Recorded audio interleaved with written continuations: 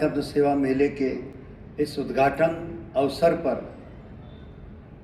राष्ट्रीय स्वयंसेवक संघ के परम पूजनीय सरसंघ चालक माननीय मोहनराव जी भागवत, राम जन्मभूमि तीर्थ के कोषाध्यक्ष परम पूज्य गोविंद देव गिरी जी महाराज, इस्कॉन के परम पूज्य इस्कॉन गौरांग प्रभु जी, जैन मुनि लाभेश मुनि जी जो ज्योतिष रत्न हैं, इस समिति के हमारे अध्यक्ष आदरणीय कृष्ण कुमार जी, हमारे पूना चैप्टर के अध्यक्ष भाई श्री अशोक गुंदेचा जी, शिक्षक प्रसारण मंडल के अध्यक्ष श्री S.K. जैन साहब, श्री कृष्ण चितले जी, इस सभागार के अंदर विराजित भिन्न भिन्न संस्थाओं के पदाधिकारीगण, माताएं बहन, सभी भाइयों बहनों को मैं सादर प्रणाम करता हूं। हिंदू आध्यात्म सेवा मेला का प्रारंभ 2009 के अंदर चेन्नई में श्रीमान S. गुरुमूर्ति जी के द्वारा हुआ। कोई भी कार्य प्रारंभ होता है तो उसका कोई कारण रहता है। वे विदेश के प्रवास में थे तो उनसे एक प्रश्न किया गया था NRI के द्वारा कि हिंदू समाज के द्वारा पूरे विश्व के अंदर अनेक प्रकार के सेवा कार्य किए जाते हैं, हमारे मठ मंदिरों के द्वारा किए जाते हैं, सामाजिक संस्थाओं के द्वारा किए जाते हैं, भिन्न भिन्न NGO के द्वारा किए जाते हैं, किंतु ये सारी सेवाएं हिंदू समाज कर रहा है, इस नाम से दुनिया में नहीं जानी जाती। ये प्रश्न 2005 के अंदर किया गया था। उन्होंने इस पर चिंतन मनन किया, सब लोगों से आकर के मिले, जिनका विश्व के अंदर भ्रमण है, संचार है, जिनका विश्व के अंदर अनुगमन होता है, जिनके शब्दों को सम्मान मिलता है, ऐसे सब लोग जो सेवा करते हैं उनसे वो मिले, चर्चा की, बातचीत की। तो उनका हम नहीं चाहते कि मेरी सेवा का प्रदर्शन हो, हम नहीं चाहते कि कोई हमारी सेवाओं को जाने। अब इस सब के अंदर से ध्यान, ये सारा जो हिंदू दर्शन है वो इसके अंदर और इनकी मानसिकता को ऐसा बनाया है। फिर भी प्रयत्न किए उन्होंने, सबको एक मंच पर लेकर के आए और इस मेले का शुभारंभ हुआ 2000। हम सब जानते हैं चेन्नई, वहाँ का वातावरण, उसके अंदर एक एक कदम दूरदर्शिता का परिचय देते हुए 12 के अंदर हिंदू स्पिरिचुअल सर्विस फाउंडेशन इस ट्रस्ट को उन्होंने रजिस्टर किया और राष्ट्रीय स्वयंसेवक संघ के पूजनीय सरसंघ चालक, सरकारेवाजी, सब ने इस सारे और कार्य को बहुत सूक्ष्मता से उसका अवलोकन, उसके होने वाले 1400 संस्थाएं जिसमें धार्मिक, सामाजिक, मठ मंदिर ये सब आए, लगभग 1 करोड़ दर्शक इन मेलों के अंदर आकर के जा चुके हैं। ये इन मेलों की एक कहना चाहिए कि यानी उपलब्धि है।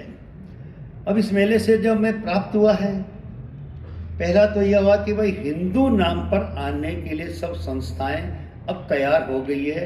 ये जो हिच थी वो अब दूर हो गई है। दूसरी एक उपलब्धि जो चेन्नई के वातावरण को देख करके हम कह सकते हैं, देवेंद्र वेलगोड़ा करके एक समाज है अपना, जिसे और SC समाज के अंतर्गत माना जाता है। वे जब इन मेलों में आने लग गए और उनको एक प्रकार का आत्मीयता, सम्मानपूर्ण व्यवहार मिलने लगा, तो आपको जानकर के सुखद आश्चर्य होगा कि उन्होंने भारत के महामहिम राष्ट्रपति को पत्र लिख करके और ये निवेदन किया है, हमें आरक्षण की सूची से बाहर निकाल दीजिए। ये उपलब्धि और इस मेले की भावनात्मक प्रश्न उठ जाते थे तो उसमें रक्तपात भी हो जाता था। आपको 100 वर्षों की वह द्वेषतापूर्ण व्यवहार इन मेलों के कारण से समाप्त हुआ है। ये एक इन मेलों की इस प्रकार की और उपलब्धि है। कार्यक्रमों के बारे में और बताया है, 2-3 बातें और मैं कहकर के मेरी बात को विराम दूंगा।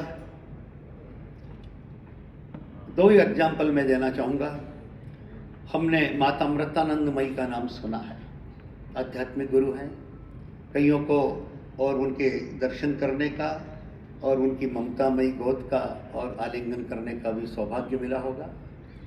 जब सुनामी आया था तो तटवर्ती इलाकों के अंदर सारे घर बह गए थे। 51,000 घरों को बांध करके उन्होंने दिया। भारत के मीडिया ने कभी इसको और उजागर नहीं किया।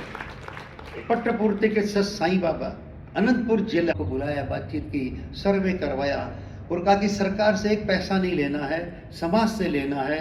और वह योजना प्रारंभ हुई। 800 करोड़ से योजना शुरू हुई और जब समाप्त 2000 करोड़ खर्च हुए और हमारे नवी पंचवर्षीय योजना के प्रीएम्बल के अंदर और उसका उल्लेख किया गया।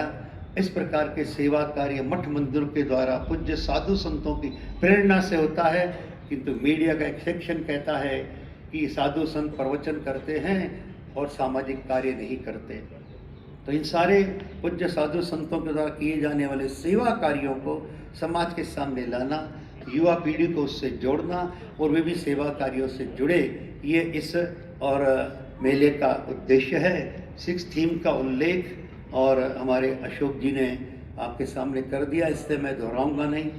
और आपसे यही एक निवेदन है कि आने वाले समय के अंदर पूरा विश्व भारत की ओर देख रहा है। जो 6 थीम के बारे में बोला, पर्यावरण, इकोलॉजी, वन्य जीवन का संरक्षण, तो पूरा विश्व भारत इसलिए देख रहा है कि आज संपूर्ण पृथ्वी के अंदर जो संकट है इकोलॉजी का, ग्लोबल वार्मिंग का, मूल्यों का, केवल मात्र भारत इस भूमंडल पर ऐसा देश है जिसके पास वो दर्शन है जो संपूर्ण विश्व को इस सारी समस्या से बाहर निकालेगा। और पेरिस समिट के अंदर 180 देशों के बीच में हमारे प्रधानमंत्री जी ने जो सारी बात रखी, इन्हीं 6 थीम को सामने रखी थी।